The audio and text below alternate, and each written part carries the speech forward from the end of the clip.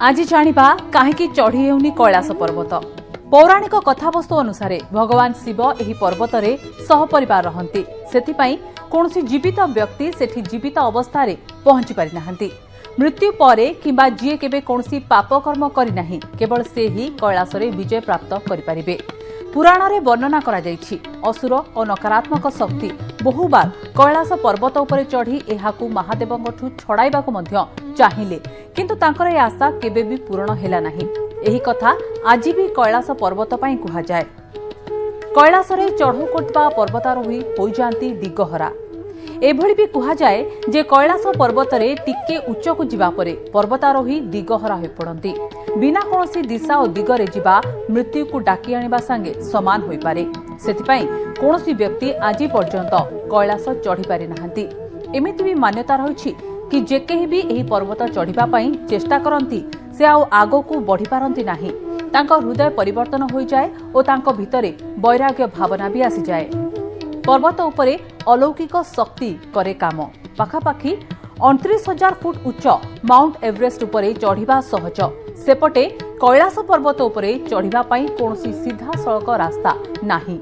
सेठारे चारिआडे हिमखंड रहिछि। एभली कष्टसाध्य पर्वत चढ़िबा पर्वतारोहींक पई बहु कष्टकर व्यापार। एमिति भी कुहा जाय सेठारे अलौकिक शक्ति काम करे जहा द्वारा शरीर रे लोम भर्ती हेबा सह 2 दिन मध्यरे नख भी बढ़ी जाय थाए जहाकी अन्य स्थान रे 2 सप्ताह रे ही बढ़े।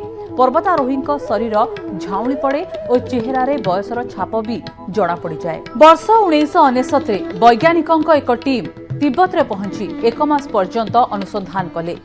वैज्ञानिकंक कहिबा कथा एही पहाड़र त्रिकोणीय आकारर चूल प्राकृतिक नुहे बरं एक पिरामिड जहा सर्वदा बरफ रे ढांकी रही थाए। एही कारणरू माउंट कैलाश शिव पिरामिड नाम रे भी बेस जनाशुना। जी भी पहाड़ चढ़िबा पई चेष्टा कले से मृत्यु मुखरे पड़िले किंबा बिना आगो को चढ़ी फेरी आसिले। रूस रो आसीथिबा टीम रो जीवन भी थिला संकट रे। एही वैज्ञानिक सर्वेर पाखापाखी 8 वर्ष परे 2007 रे रूसी पर्वतारोही सर्गेई सिसिक्टोव निज टीम सह माउंट कैलाश रे चढ़िबा पई बाहरी पड़िले। किछि दूर को जीवा परे तांको टीम कर्मींक मुंडबिंधा आरंभ होई गला जहा परे से आउ चली पारले नाही। अत्यधिक ठंडा हेबा परे तांको मांसपेशी काम करबा बंद कर देला आउ कथा भी कहि पारले नाही। से जानि सारे थिले कि एही पर्वत चढ़िबा एबे विपज्जनक और से तांको टीम को सह तळको उल्हाइबा आरंभ कले जहा परे जाय समस्तଙ୍କୁ किछि आराम मिलिला।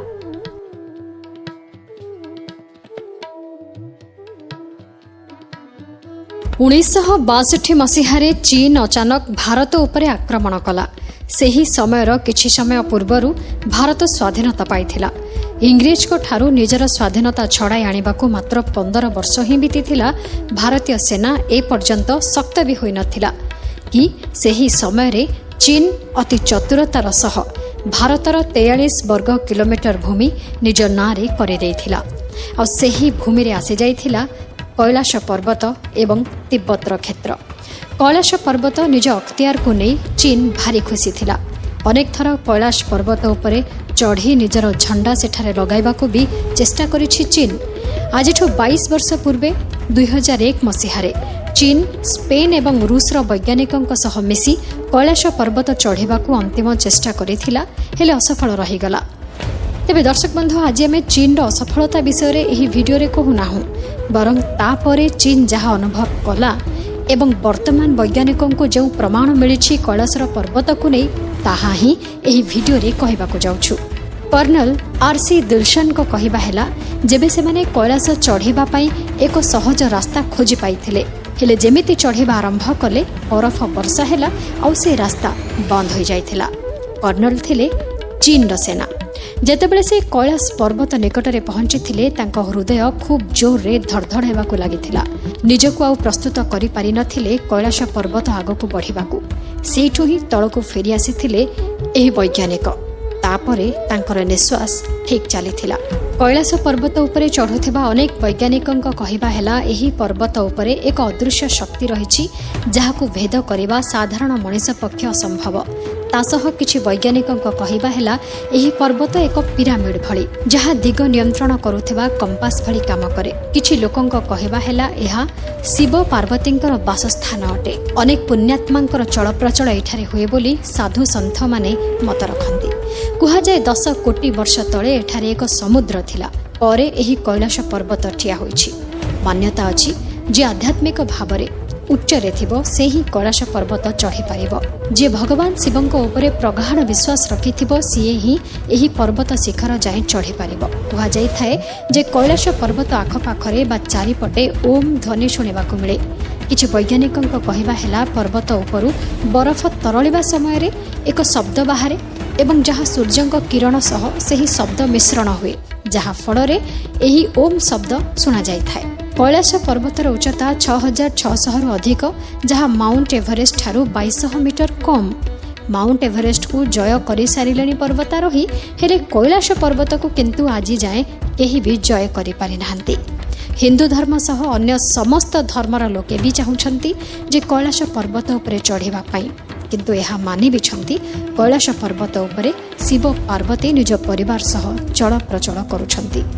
तेणु वैज्ञानिकों पाई कैलाश पर्वत रहस्य एक कौतूहलपूर्ण विषय हो जाइछि। 2015 रे नासा तरफरु सैटेलाइट द्वारा कैलाश पर्वत को नहीं अधिक तथ्य संग्रह करा जेबाकु चेष्टा करा जाइथिला जे काहेकि एही पर्वत उपरे केही चढ़ी पारु नाहंती, काहेकि एहा उपरे हेलिकॉप्टर भी उड़ी पारु नाही। गूगल रो अर्थ द्वारा जो फुटेज सबु तापरे सामना को आसिला ताहा ही दुनियार होश उड़ाई देथिला। दर्शक बंधु कोन आपण माने केबे कैलाश पर्वत दर्शन करने को जाइछंती कि कौन रही आपणकर स्मृति एवं आपण कौन भावुछंती जे काहे कि कैलाश पर्वत उपरे केही भी चढ़ी पारु नाहंती? निश्चय आमको लिखि जणांतु।